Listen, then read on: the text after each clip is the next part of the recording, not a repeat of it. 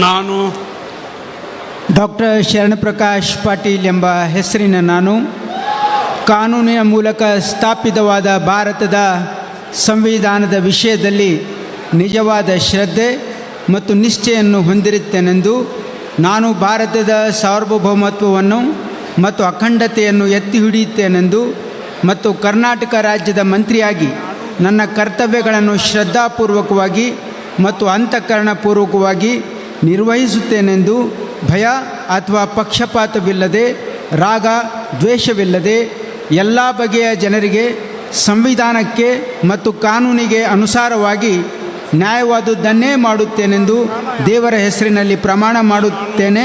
ಶ್ರದ್ಧಾಪೂರ್ವಕವಾಗಿ ಪ್ರತಿಜ್ಞೆ ಮಾಡುತ್ತೇನೆ.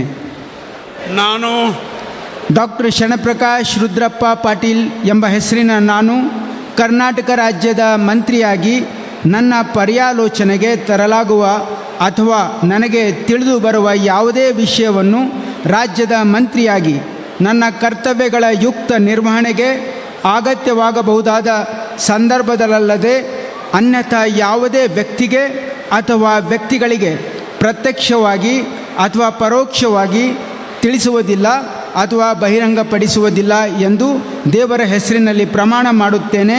ಶ್ರದ್ಧಾಪೂರ್ವಕವಾಗಿ ಪ್ರತಿಜ್ಞೆ ಮಾಡುತ್ತೇನೆ. ಧನ್ಯವಾದಗಳು. ದಯವಿಟ್ಟು